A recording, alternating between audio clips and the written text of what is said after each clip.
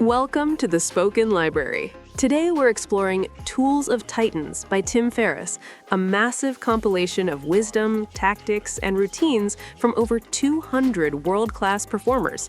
This isn't a traditional book with a single narrative.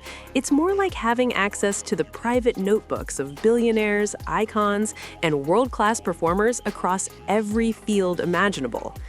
Tim Ferriss, author of The 4-Hour Workweek and host of one of the most popular podcasts in the world, spent years interviewing the best in the world at what they do.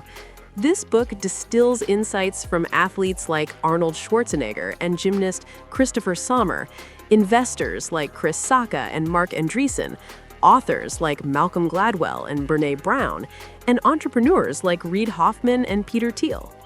What makes this book unique is its focus on specifics. Ferriss doesn't just ask these titans about their philosophies, he digs into the actual tools, habits, and practices they use daily.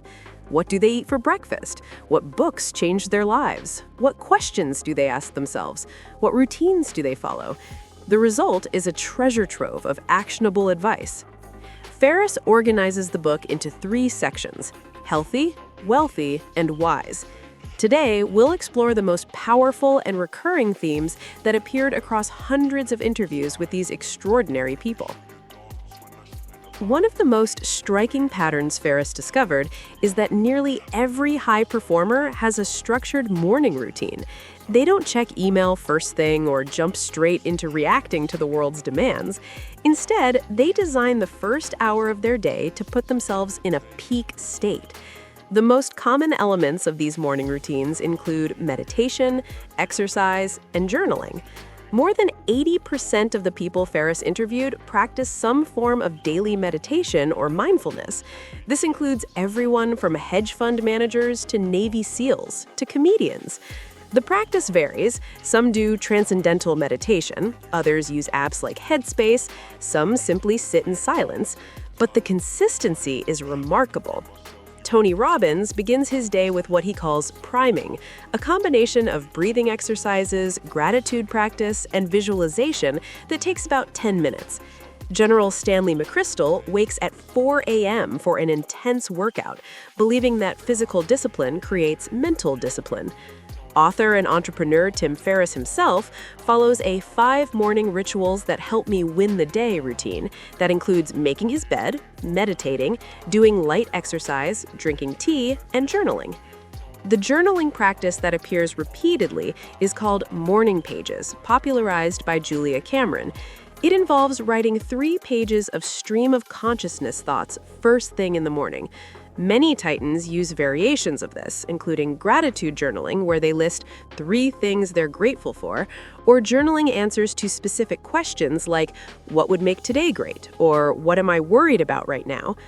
The key insight isn't that there's one perfect morning routine, it's that having a routine at all gives you control over your day. Instead of reactive from the moment you wake up, you're proactive. You're investing in yourself before you invest in anyone else's agenda. Ferriss emphasizes that you don't need to copy anyone's exact routine. Instead, experiment with different practices and design a routine that works for your life. The important thing is consistency. Even a simple 10-minute routine practiced daily compounds into significant benefits over time. Another dominant theme across Ferriss's interviews is the importance of saying no and eliminating the non-essential. The most successful people aren't those who do the most things, they're those who do the right things and eliminate everything else. Derek Sivers, entrepreneur and founder of CD Baby, has a simple rule: if it's not a hell yes, it's a no.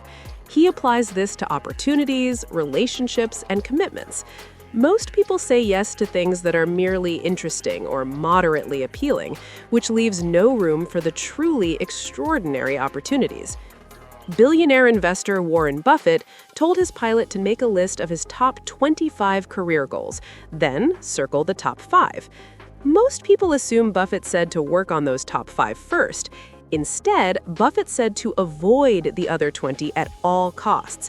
They're dangerous distractions that feel important but prevent you from achieving what matters most. This concept of essentialism appears repeatedly. Entrepreneur and investor Naval Ravikant talks about the importance of being too expensive to waste. Your time is your most valuable resource, and every yes to something unimportant is a no to something that could be transformative. Many titans practice regular digital detoxes and have strict boundaries around their time. Author and entrepreneur Tim Ferriss himself doesn't check email or messages before noon, protecting his morning for deep work. Investor Chris Sacca schedules entire days with no meetings just for thinking and strategic work. Author Kevin Kelly quit using social media entirely, reclaiming hours daily for creative work. The challenge most people face is FOMO, fear of missing out. We worry that saying no will close doors or offend people. But Ferriss's interviews reveal the opposite. The most successful people have said no to far more opportunities than they've said yes to. They understand that success requires subtraction, not just addition. Ferriss recommends doing a regular audit of your commitments. Look at your calendar and task list. What are you doing that doesn't align with your goals? What are you doing out of guilt, obligation, or fear rather than genuine desire or strategic value? Start eliminating ruthlessly. The Titans also practice batching, grouping similar tasks together rather than context switching constantly. Instead of checking email throughout the day, they might check it twice. Instead of taking calls randomly, they schedule all calls on specific days. This creates blocks of uninterrupted time for deep, meaningful work. One of the most valuable sections of Tools of Titans explores how world-class performers relate to failure and fear. Contrary to what you might expect, these successful people haven't eliminated fear. They've developed strategies for acting despite it. Many Titans practice what Ferriss calls fear setting, a process he adapted from Stoic philosophy.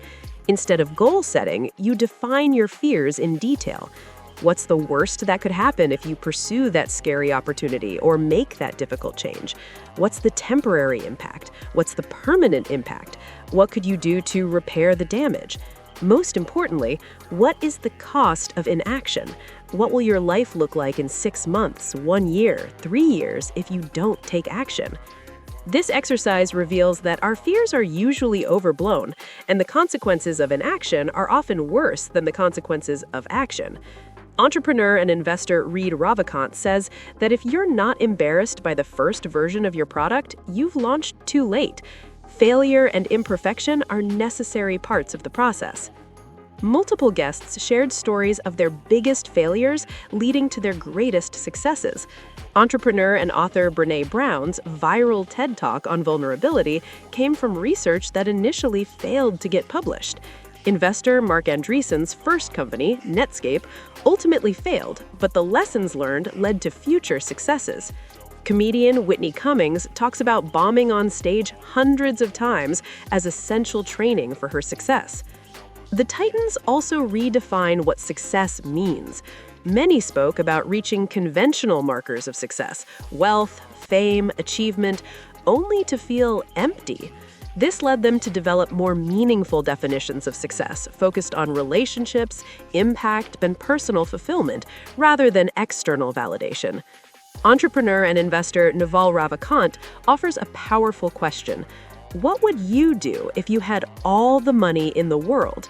Most people's answers reveal what they actually value, which is often different from how they're currently spending their time. The goal is to design your life around those values now, not after you've achieved some arbitrary milestone. Many Titans practice regular reflection to ensure they're pursuing goals that actually matter to them, rather than goals imposed by society, family, or ego. Author Cheryl Strayed asks herself, what would the 90-year-old version of me advise? This long-term perspective helps clarify what truly matters. Ferriss introduces the concept of positive pessimism, hoping for the best but planning for challenges. Rather than toxic positivity that ignores obstacles, effective people anticipate problems and develop contingency plans. Retired Navy SEAL Jocko Willink responds to any setback simply with, "Good." Every problem is an opportunity to learn, adapt, and become stronger. Ferriss, who's known for his ability to rapidly learn new skills, dedicates significant attention to how Titans approach learning. The most effective learners don't just work hard, they work smart, using specific strategies to accelerate mastery. When learning a new language, for example, Ferriss identifies the most common words and phrases that appear in everyday conversation rather than memorizing vocabulary alphabetically. Gymnast and coach Christopher Sommer emphasizes the importance of building fundamentals before attempting advanced techniques. Most people want to skip the basics and go straight to flashy skills, but this creates a weak foundation. Sommer's gymnasts spend years perfecting basic positions and movements, which makes advanced skills much easier to learn later. Multiple guests stress the importance of finding great coaches and mentors. Rather than trying to figure everything out alone, they seek people who've already achieved